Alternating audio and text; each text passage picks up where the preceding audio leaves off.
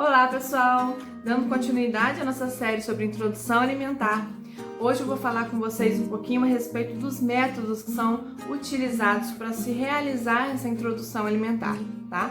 Nós temos o método tradicional, que como o próprio nome diz, é tradicional, já vem de muito tempo, de longa data, onde médicos, pediatras, nutricionistas indicam esse método, que é o método das papinhas, tá?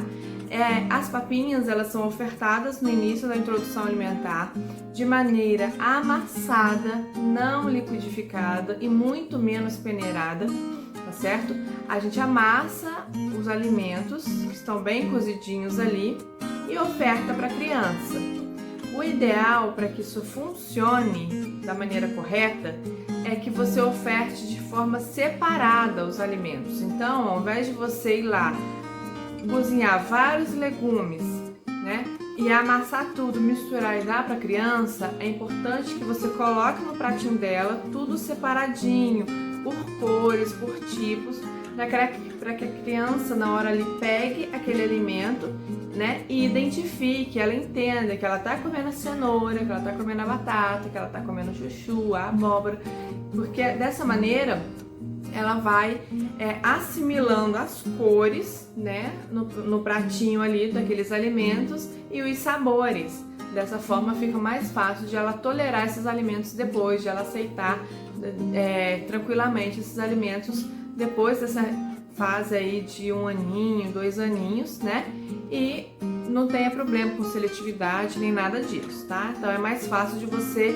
se precaver, se prevenir da seletividade fazendo essa forma de oferta, tá certo? Da papinha a gente evolui para a sopinha, para os pedacinhos, então vai melhorando, vai desenvolvendo, vai evoluindo na textura, na consistência, no formato, nos tamanhos, tudo de acordo com a evolução da criança, tá? Lá pelos 8 mesinhos, você já vai colocando os pedacinhos, coisinhas mais desfiadas, tá certo? As carninhas, desfiada, moída, dando aquilo para a criança e vai evoluindo até quando chega mais ou menos por volta de 12 meses, de 1 aninho, a criança ela consiga começar a consumir a alimentação da família, tá certo?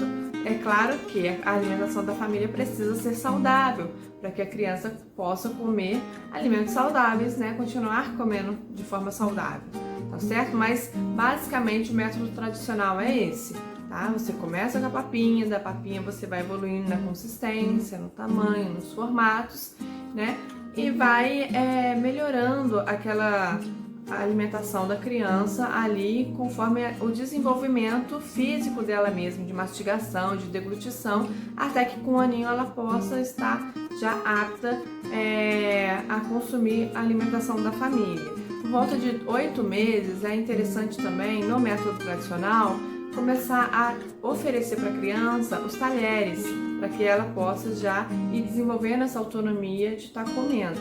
Só que no tradicional, os pais ainda controlam a quantidade de consumo da criança e a qualidade dos alimentos, Então o pai e a mãe, os cuidadores, que são ativos nessa alimentação. São eles que pegam o alimento e dão na boquinha da criança, Agora, no BLW, que é um outro método que a gente também utiliza bastante hoje em dia, Está sendo assim uma febre. Hoje em dia muitos pais estão optando pelo BLW, que nada mais é do que ofertar um alimento para a criança da maneira um pouco mais do jeito que é mesmo, Pegando pedacinhos mais compridinhos, e dando para a criança de uma forma que ela consiga ela mesma pegar e levar até a boca, tá certo?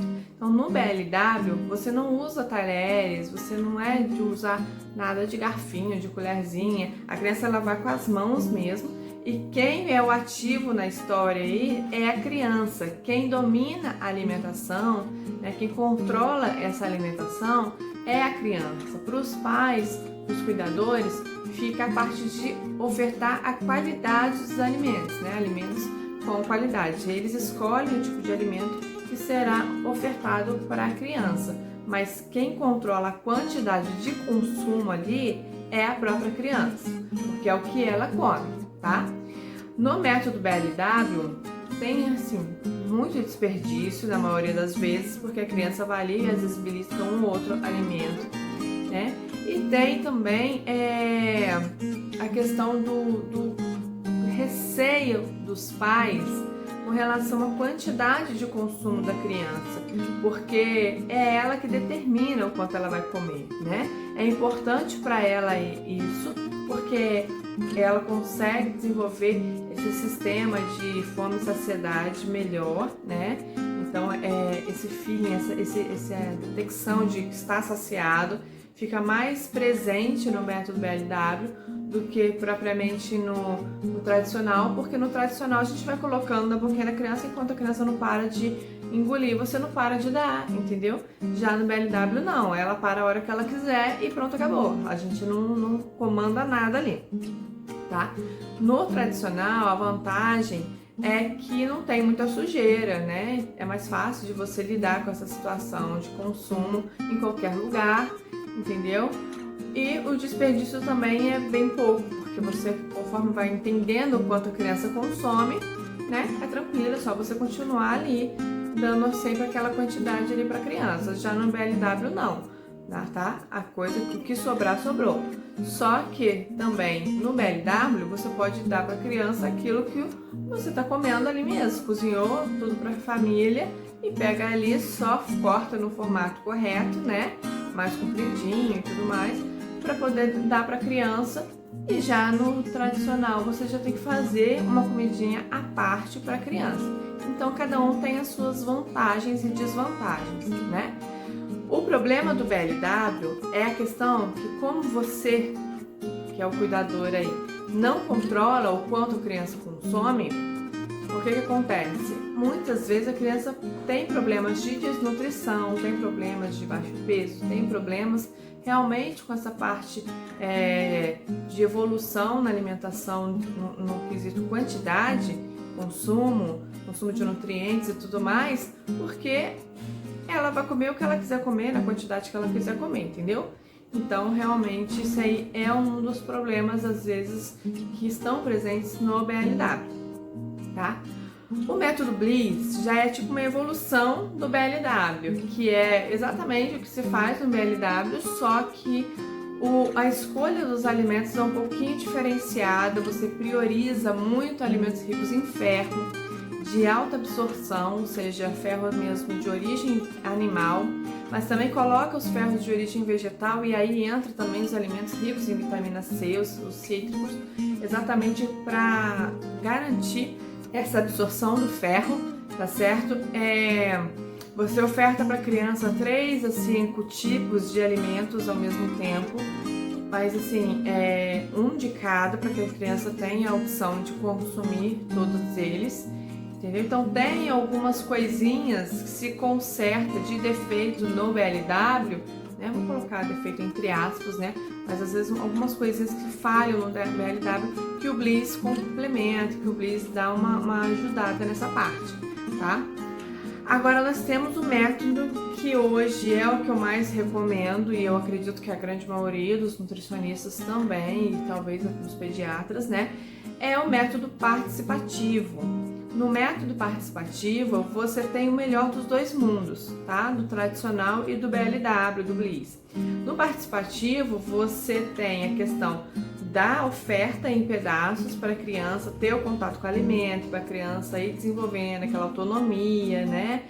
Movimento cognitivo, essa coisa toda, dessa parte aí de desenvolvimento mesmo e relação com o alimento, mantém-se isso. Porém, também tem a oferta ativa dos pais, onde o pai oferta pela papinha, pela sopinha, o alimento na boquinha da criança. Então, no participativo, os dois são ativos aí na relação da criança com o alimento. Os dois fazem o seu papel, né?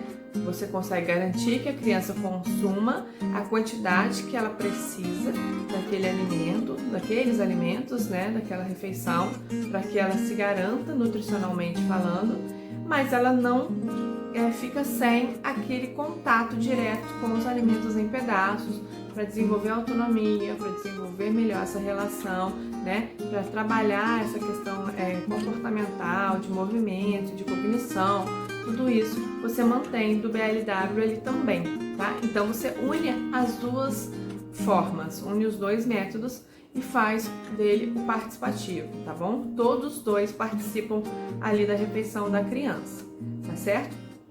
Questão de engasgo pode acontecer com qualquer um, evidentemente que se você fizer cortes diferenciados, cortes errados, né, mais arredondados ali, vai ter problema. Então sempre observar, né, a questão do BLW, do participativo, do Bliss, se for ofertar para a criança alimentos em pedaços, realmente fazer tudo em cortes longitudinais, em cortes mais compridinhos, para não ter problema da criança ficar engasgando, tá certo?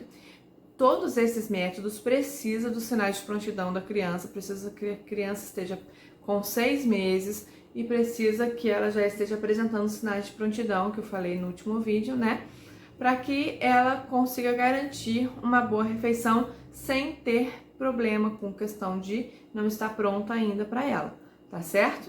Então, essa foi a dica de hoje, foi o nosso vídeo de hoje, falando sobre os métodos de introdução alimentar. Eu espero que vocês tenham entendido, tenham gostado. Qualquer dúvida é só falar comigo e a gente se vê no nosso próximo vídeo. Um beijo grande e até mais!